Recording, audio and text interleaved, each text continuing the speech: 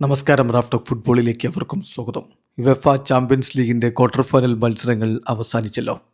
ഈ മിഡ് വീക്കിൽ രണ്ടാം പാദ മത്സരങ്ങളിൽ സൂപ്പർ പോരാട്ടങ്ങളാണ് നമ്മൾ കണ്ടത്. അതിൽ നിന്ന് മികച്ചൊരു ടീമിനെ പ്രഖ്യാപിച്ചിരിക്കുകയാണ് UEFA team of the week.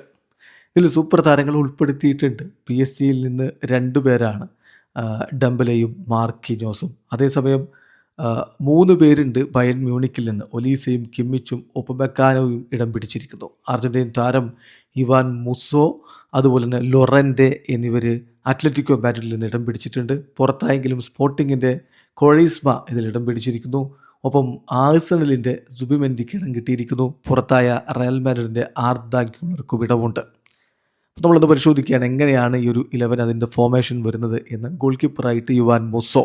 ഇന്നും പ്രകടനമാണ് അദ്ദേഹം FC ബാഴ്സലോണയ്ക്കെതിരെ നടത്തിയത്. സോ അദ്ദേഹം ഗോൾ കീപ്പറായിട്ട് വരുന്നു. ഡിഫൻസിൽ മാർക്കിഞ്ഞോസ്, PSG സൂപ്പർ താരം മാർക്കിഞ്ഞോസ്. ഒപ്പം ബയൺ മ്യൂണിക്കിൻ്റെ ഒപ്പമെക്കാനോ, മികച്ച പ്രകടനമാണ് അദ്ദേഹം റയലിനെതിരെ നടത്തിയത്. ഒപ്പം സ്പോർട്ടിങ്ങിൻ്റെ കൊഴീസ്മ. 3 പേരാണ് ഡിഫൻസിൽ. പിന്നെ മധ്യനിരയിലേക്ക് വരുമ്പോൾ ആർദ ഗ്യൂളറുണ്ട്. നല്ല കളി കളിച്ചിരുന്നു. അദ്ദേഹത്തിൻ്റെ വക ഗോളുകളും വന്നു. ബട്ട് അൺഫോർച്ചുനേറ്റ്ലി റയലിന് മുന്നോട്ട് പോകാൻ പറ്റിയില്ല.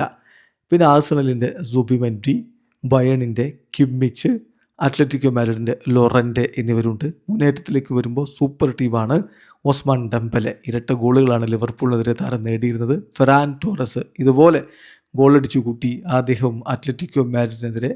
ബട്ട് അൺഫോർച്ചുനേറ്റ്ലി ടീമിന് അഗ്രിഗേറ്റ് സ്കോർ മറികടക്കാൻ പറ്റാതെ പുറത്തായി. പിന്നെ ഒലീസയും മിന്നും പ്രകടനമാണ് നടത്തിയത് റയലിനെതിരെ.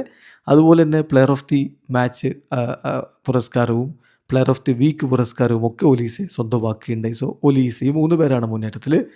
Dembele, Ferran Torres, Olise. ഈ ടീമിനെ കുറിച്ചുള്ള നിങ്ങളുടെ അഭിപ്രായം കമൻറ്റ് ബോക്സിൽ രേഖപ്പെടുത്തു. വീഡിയോ അവസാനിക്കുന്നു. ഫുട്ബോൾ ലോകത്ത് കൂടുതൽ വിശേഷങ്ങളുമായി റാഫ് ടോക്സ് വീണ്ടും എത്താം.